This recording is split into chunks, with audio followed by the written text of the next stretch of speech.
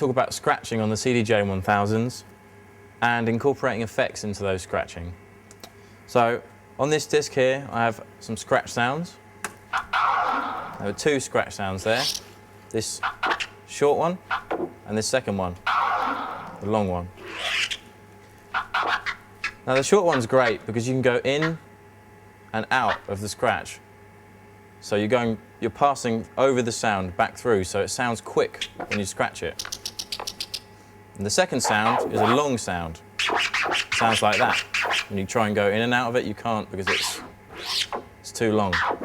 The second sound is great for cutting and transforming, which we'll come back to in a minute. But let's concentrate on the first sound, some basic scratching. So for some basic scratching, I've got a loop on this CD player. I'm going to use that to scratch in time with. So I've got the short sound here and the long sound. But the short sound first. So you just need to rub the sound in time with the beats.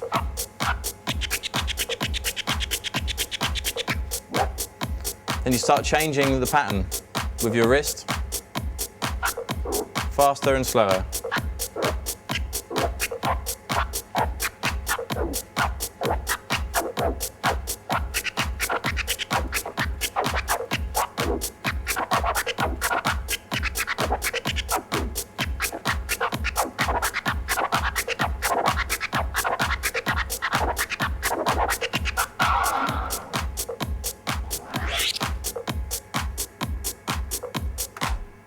Now you can incorporate the crossfader with the long sound and cut it in and out. So if we start our beats, the short sound,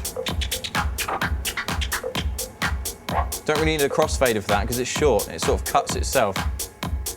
So it goes in one side and back out the other.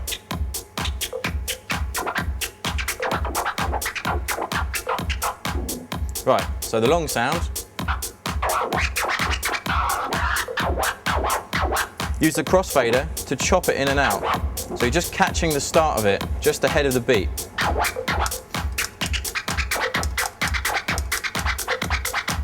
Now you start to do patterns exactly like I was before, but with the crossfader as well.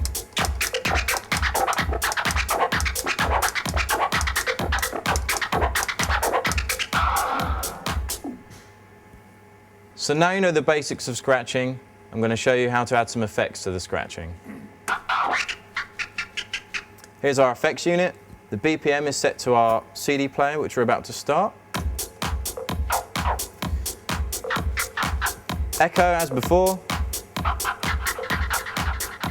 Turn our mix knob over. Now if I turn the depth all the way around, feedback loop, just like before. So let's turn our depth back down for the moment.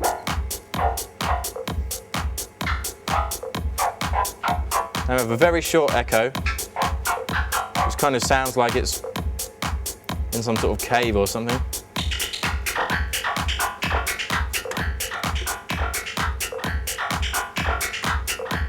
Now we've got a feedback loop of the scratching.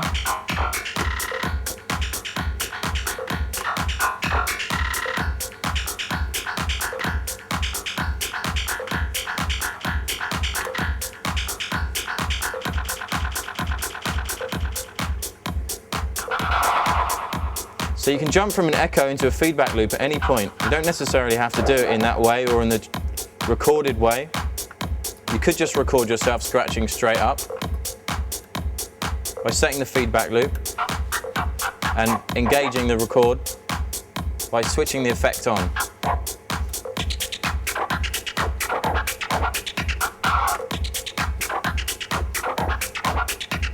As before, you can chop it up.